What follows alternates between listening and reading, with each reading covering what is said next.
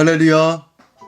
살아 역사하시는 하나님, 전능하신 하나님, 통치와 다스리시는 하나님, 우리가 주님 앞에 나아가 주의 말씀 가운데 걸 때 주의 역사가 나타나는 것입니다.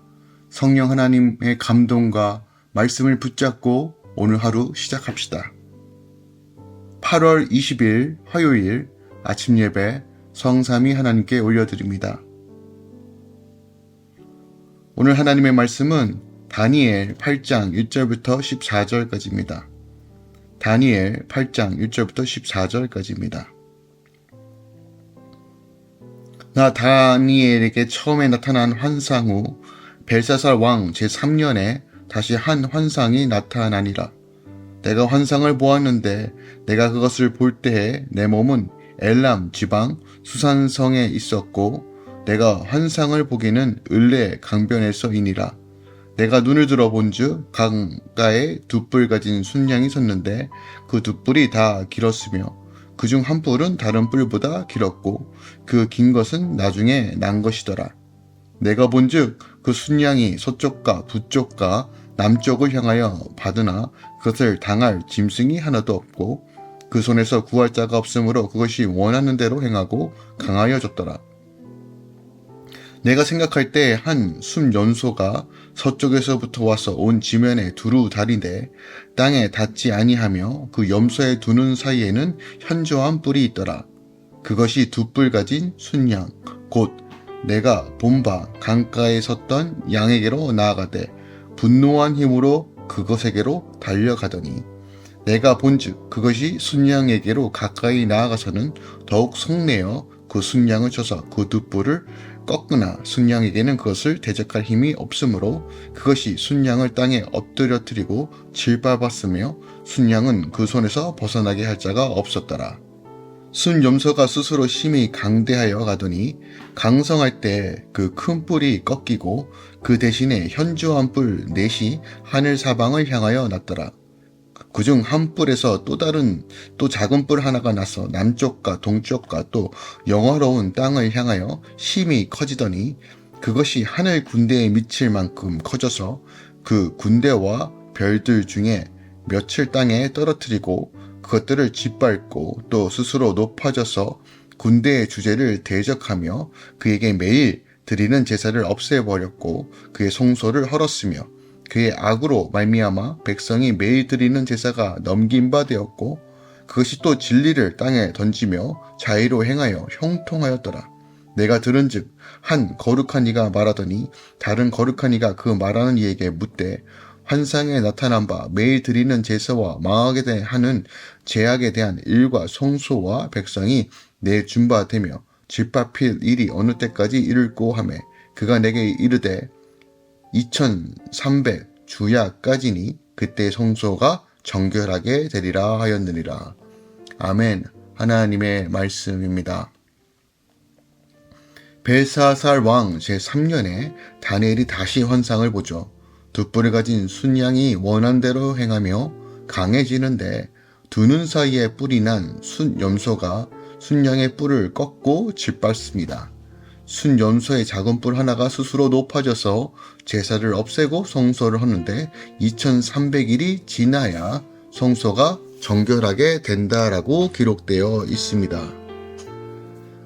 오늘 본문은 이제 다니엘 세계생의 후반부에 있었던 이제 바벨론 제국의 마지막 왕인 벨사살 왕 그 원년으로부터 바사 제국 고레스 제3년 사이에 직접 받은 그러니까 향후 이 땅에 등장할 대제국들을 중심으로 세상 끝날 마침내 선민을 위한 영원한 구원이 실현될 때까지 하나님의 역사의 전개의 어떤 기본적인 과정을 여러 각도로 보여주고 있어요. 묵시문학의 특징이죠. 요한계시록과 같은 형태입니다.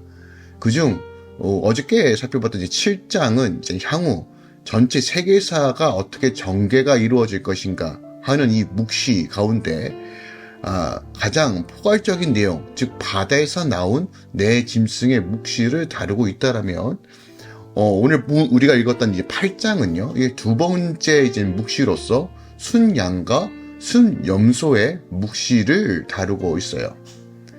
팔짱의 묵시는 을레 강변에서 받은 까닭에 소위 을레 강변 묵시로도 불립니다.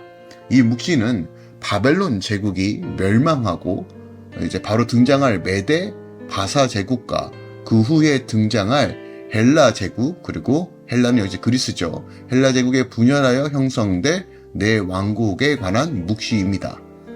이는 그 느무갓셀이 환상 속에서도 본 신상 중에서 은으로 된 가슴과 팔 부분 및 노스로 된 배와 넓적다리 부분에 해당되는 묵시이자, 또한 7장의 네 짐승의 묵시 가운데 두 번째와 세 번째 짐승인 곰과 표범에 대한 묵시를 각도를 달리하여 보여주고 있어요. 8장의 이 묵시는요, 두 부분으로 나눌 수 있어요. 오늘 우리가 읽었던 1절부터 14절까지는 전반부로서 순양과 순염소의 연이은 득세, 그리고 순염소의 한 작은 뿔에 신성모독 황상을 보고 있습니다. 자, 이런 내용은 우리가 요한계시록에도 살펴봤듯이 상징적인 요소들이 많아요. 그래서 이 상징을 어떻게 해석하느냐, 또한 이것이 무엇을 의미하는 것만 살펴봐더라도 그리 어려운 내용은 아닙니다. 오늘 2절에 보니까 을레 지방이라고 되어 있습니다. 을레는 메소포타미아 엘람 지역 수산성에 인접한 강이에요. 두 뿔 가진 순양이란 메데 바사 제국을 가리킵니다. 숫 염소는 헬라 제국을 가리켜요.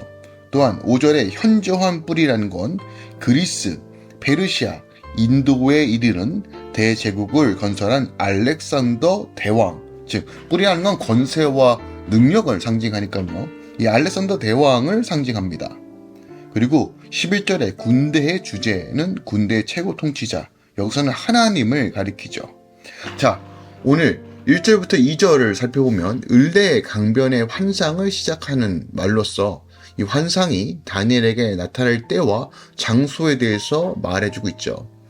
다니엘이 두 번째 환상을 본 때는 바벨론의 마지막 왕 벨사살 3년 때였습니다. 그러니까 다니엘의 첫 번째 환상을 본 때로부터 약 2년 만에 두 번째 환상을 본 거예요.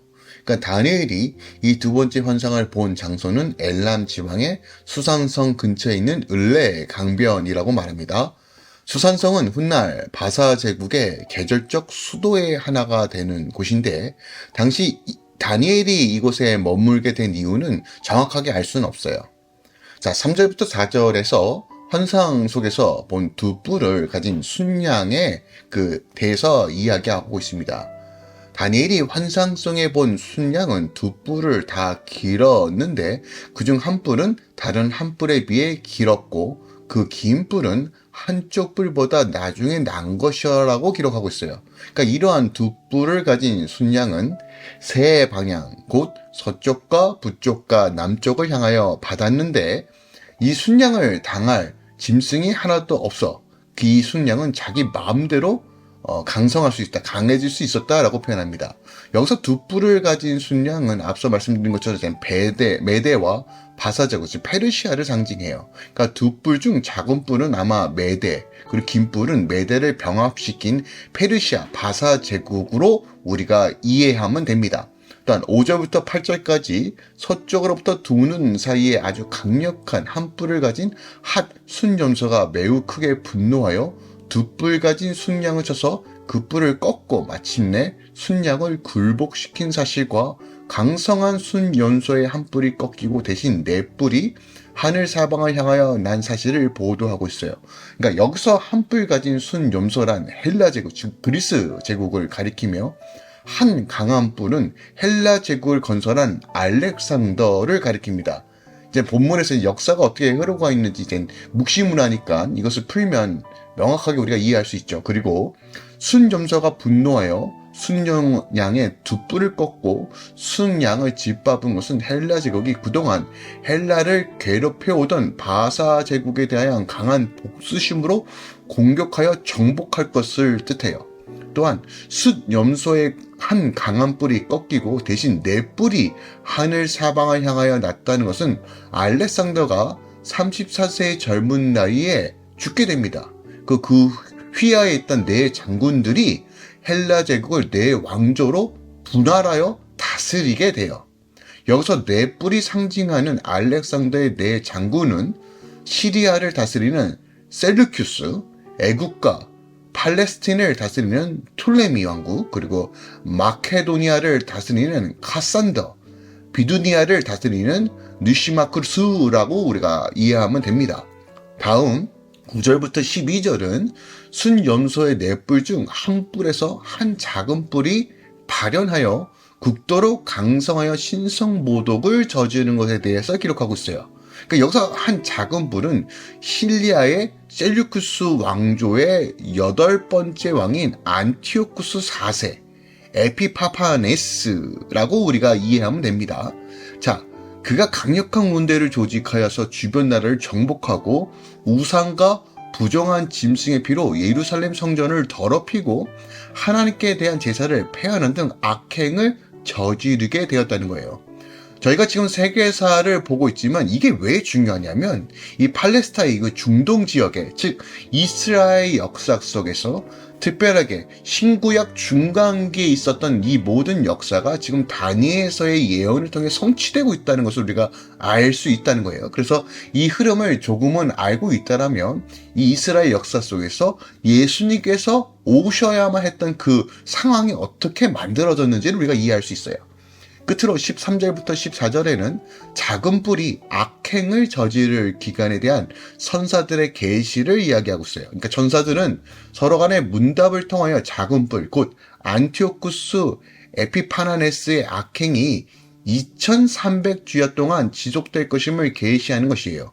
그러니까 여기서 2300주야란 에피파네스가 유대인 대제사장 오니아스 3세를 죽인 BC 171년부터 마카비가 에피파네스를 몰아내고 성전을 정결케 한 BC 1605년 12월 25일까지의 기간을 말한다라고 우리가 알 수 있죠.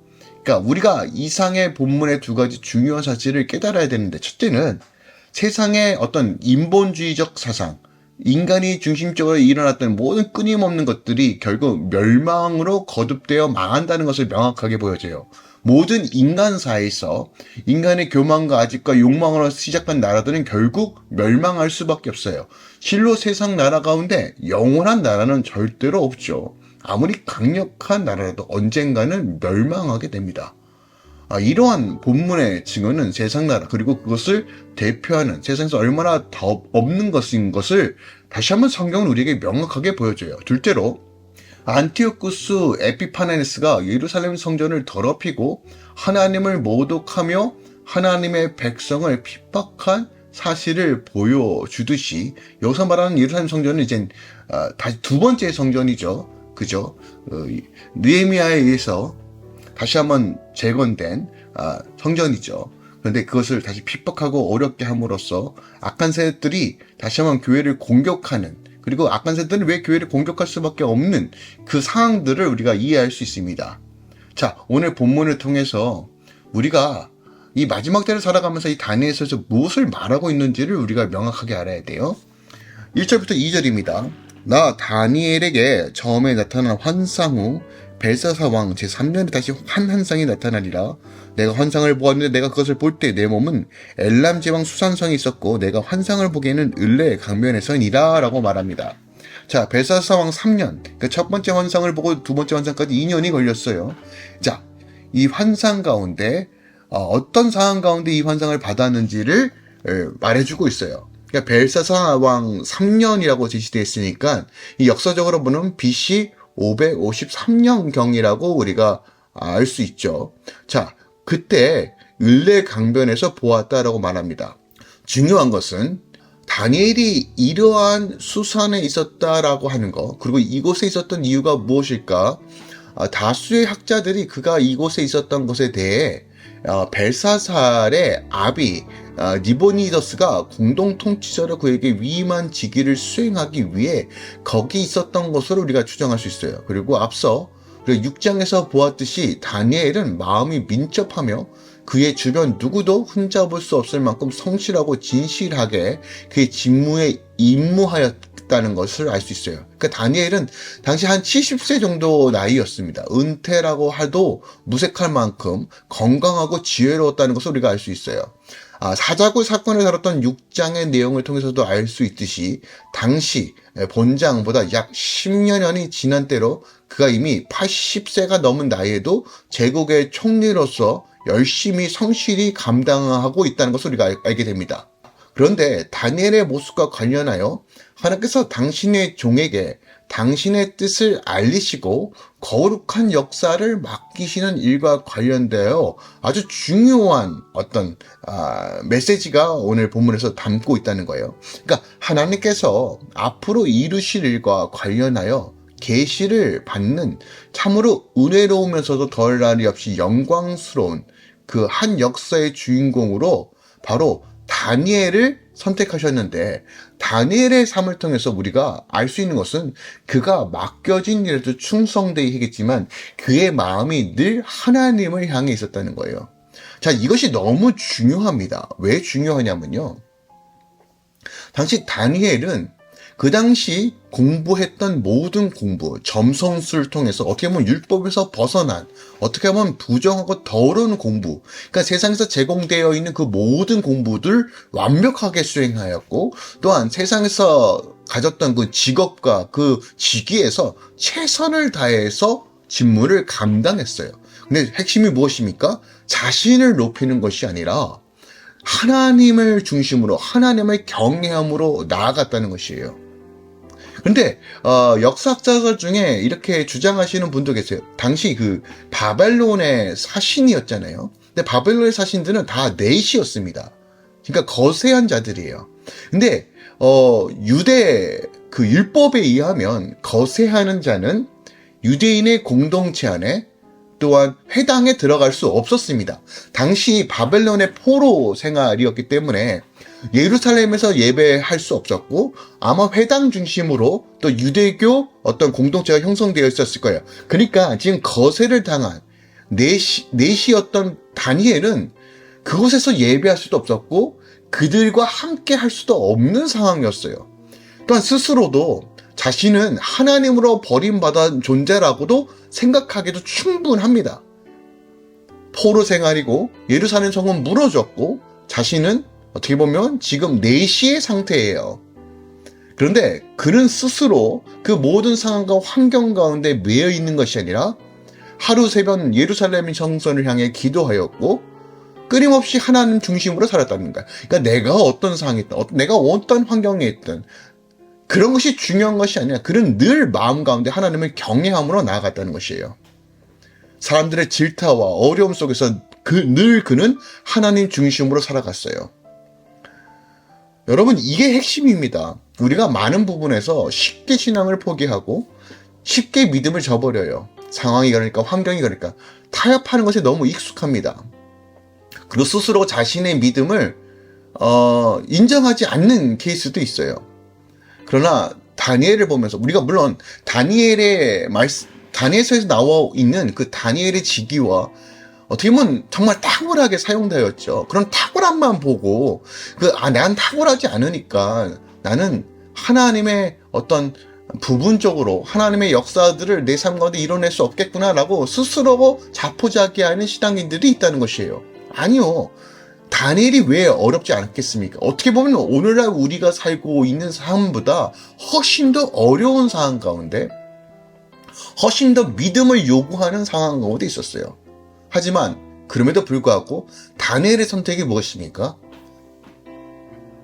그것은 1장에서 명확하게 나오죠. 다니엘과 세 친구가 뜻을 정했다요. 뜻을 정했다. 저는 오늘날 이것이 우리의 필요한 영성이라고 봅니다. 뜻을 정하는 신앙. 그럼에도 불구하고 다시 주님 붙드는 신앙.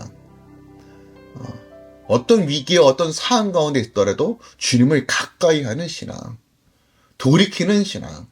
다시 주의 음성 가운데 엎드리는 신앙.